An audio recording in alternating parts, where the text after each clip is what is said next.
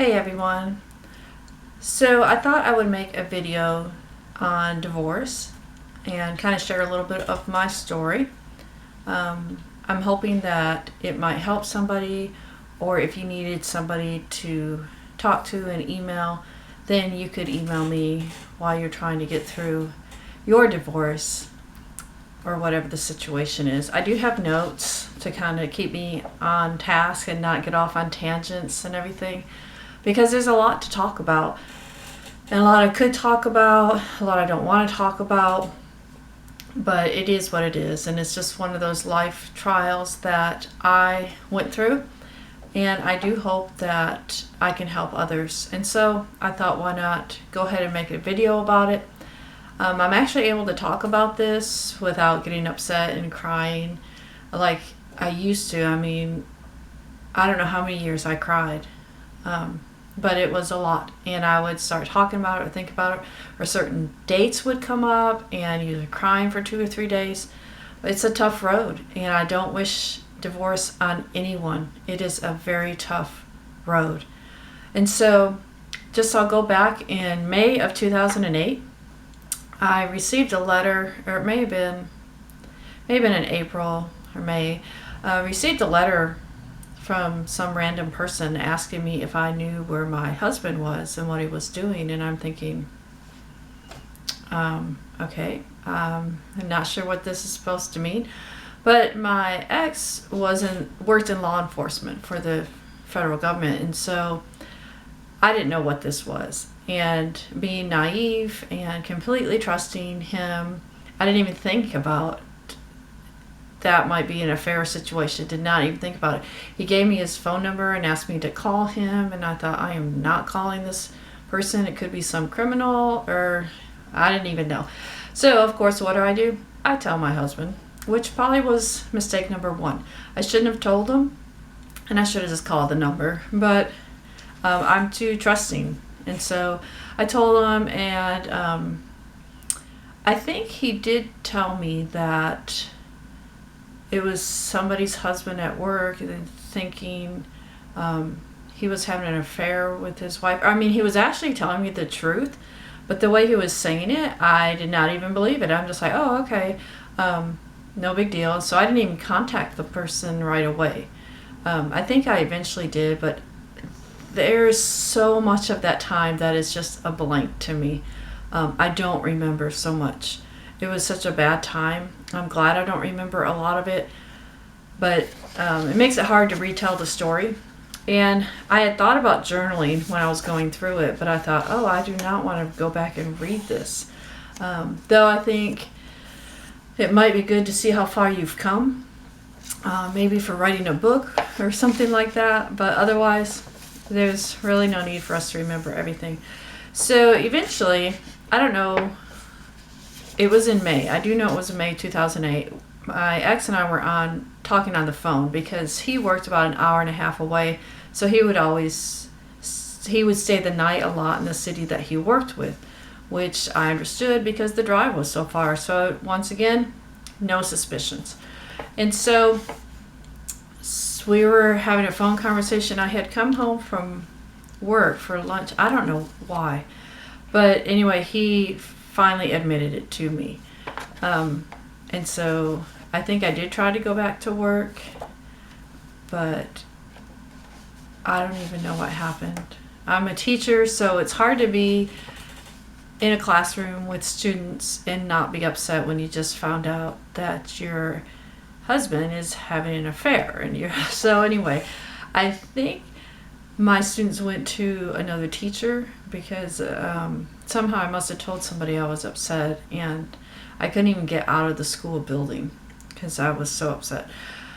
So anyway, but all right, so there we have it. So that was in May, and actually I did not think of a divorce at all. I was not going to get divorced. That wasn't an option. We were both Christians, and I thought, that's not an option. We're going to get through this, and we will forgive, and we'll move on. We have 4 children. 4 children, and had been married almost 20 years. So to me, after those 20 years, and marriage was hard, and we had worked through so much.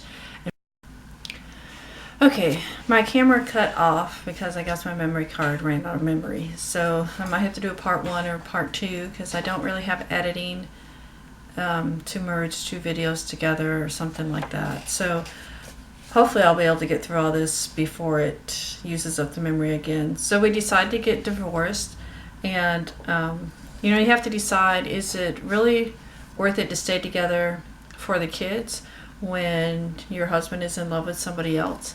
And eventually I decided it's not worth that. We would just get divorced, and he didn't love me anymore, and I didn't believe he ever would, ever. And sometimes I wonder if he ever did. But so anyway, but we're not going to go into that. I don't want to talk bad about my ex or anything like that. That's not what this is about.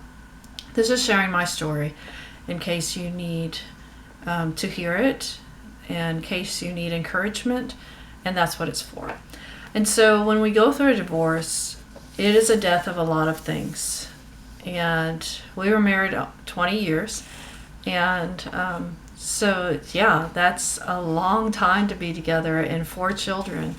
And so you've built up traditions and everything. So divorce is the death of all those traditions, and they're not going to happen anymore. And so it's the death of your family. The unit that you knew, the mom and dad and the kids, that's gone.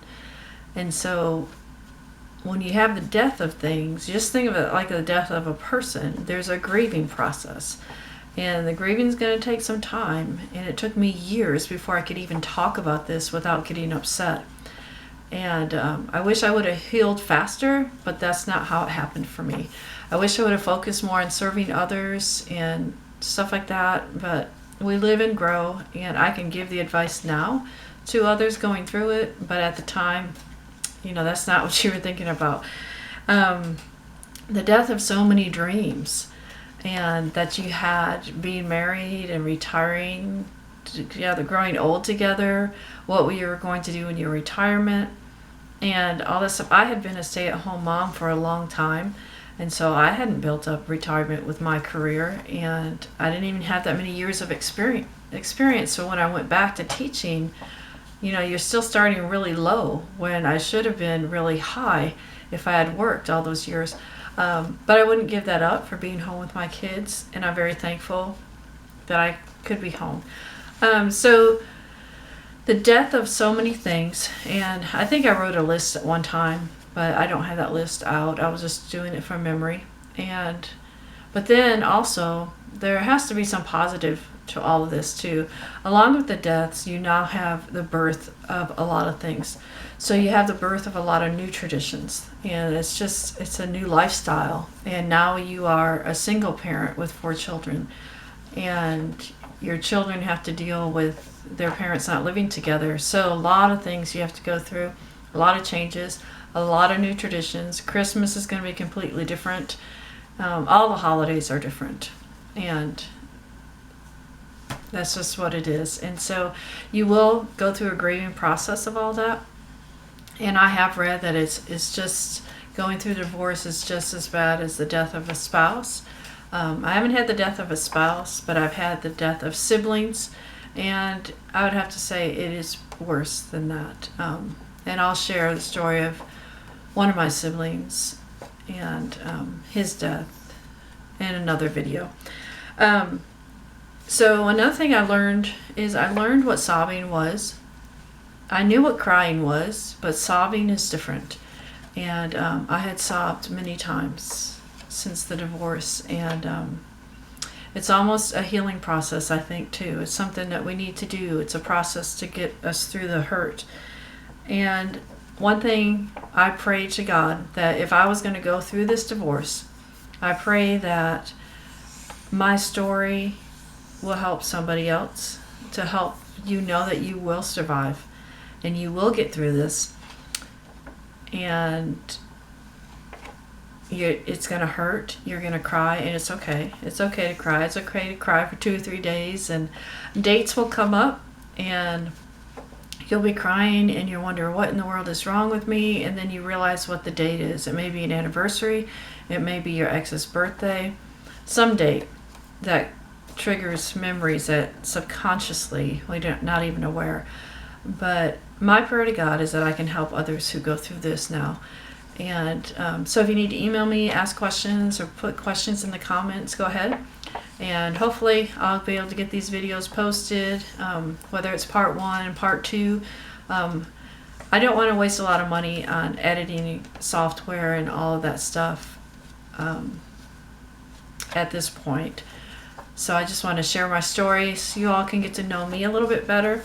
And, you know, another reason of me going out and living in a van or a camper or whatever is, you know, on teacher's salary, I can't really afford the house with the big rent payment and all that stuff. And so to me, one way for me to live where I don't have to spend so much money is to live in a van and use that opportunity to go and serve others. And then I can live on a low income. I don't have to worry about having my spouse's income or any of that stuff. And so that's one reason that it's encouraged me to do something like that. And serving others takes the focus off of myself, and it helps you heal and become a better person. So once again, find somebody to serve, and I guarantee you will find joy in that.